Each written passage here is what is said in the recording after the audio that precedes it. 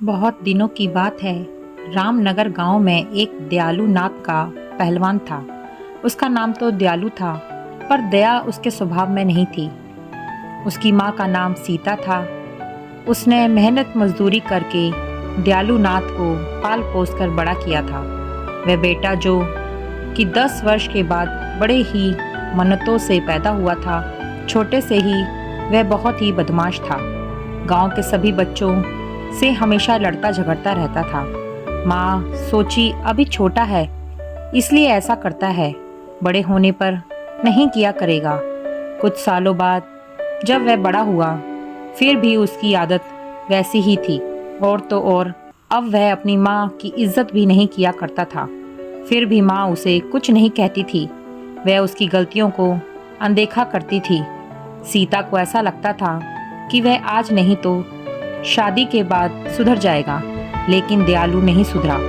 जब वह 20 वर्ष का हो गया तो वह और भी अत्याचारी बन गया। उसकी आदत इतनी बिगड़ गई थी कि वह अब अपनी माँ और पिता पर हाथ उठाने लगा था।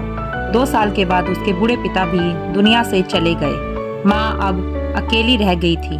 उसे अपने बेटे की चिंता होने लगी थी कि उसकी मृत्यु के बाद उसके बेटे का क्या होगा, उसे खाना बनाकर कौन देगा।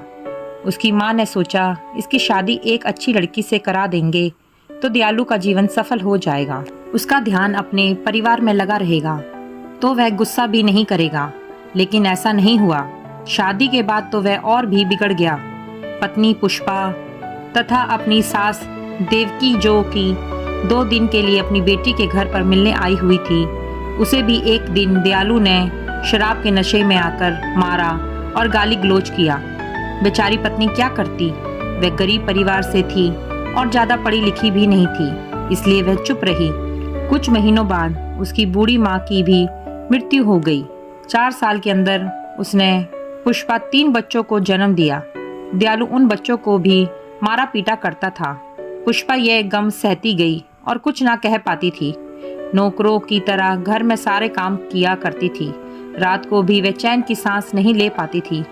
उसका पति शराब पीकर आता और मारा करता था। 10 साल तक तो बेचारी पुष्पा जैसे तैसे करके काम काज करती रही और अपने अत्याचारी पति की मार सहती रही, ताकि उसके बच्चे पढ़ लिख कर अच्छे अफसर बन जाएं और वह उनकी माँ की तरह जीवन ना जिए। भगवान की कृपा और पुष्पा की मेहनत रंग लाई। जो कॉलेज में पढ़ती थी वह MSc सेकेंड ईयर में प्रथम आई। उसकी माँ का सपना पूरा होने लगा था। उसे अपनी बेटी पर गर्व था कि यह एक दिन बड़ा मुकाम हासिल करेगी। अचानक एक रोज उसके पिता शराब के नशे में घर आए। अपनी बड़ी बेटी रीना को बुरा भला कहने लगे और मारने लगे। रीना पढ़ी लिखी और समझदार लड़की थी। उसने जैसे तैसे करके अपने आप को बचाया। यहाँ तक कि माँ भी उसे बचाने आई तो उसे भी मारा। ये देखकर उसके दोनों भाई चुपचाप एक कोने में बैठकर रोने लगे। रीना अपनी गलती के बारे में पूछती है कि मैंने कौन सी गलती कर दी। सीधा कॉलेज से घर ही तो आ रही थी। पिता शराब की हालत में जोर से बोलते हैं, मैंने अगली बार तुम्हें राहुल के साथ देखा तो समझ जाना। रीना मध्य स्वर से, राहुल मेरी कक्षा में पढ़ता है और वह मेरा एक अच्छा मित्र है। पिता, मैंने तुम्हें इतना बड़ा क्या राहुल के लिए किया है कि तुम उसके साथ चली जाओ। तुम्हारे ऊपर और तुम्हारे शरीर के ऊपर सिर्फ मेरा ही हक है। इसे मैं किसी और के हवाले नहीं कर सकता हूँ। रीना और उसकी माँ ये वाक्य सुनते ही चुप हो गए और अपने मन में सोचने लगे कि ये पिता है कि हैवान। रीना अब घर में एक पल के लिए भी नहीं रुकना चाहती थी, क्योंकि हर रोज का ये नाटक से वह थक चुकी थी। आज तो उसके पिता ने इंसानियत की हद ही पार कर दी थी। अब उसे पिता के नाम से भी घृणा होने लगी।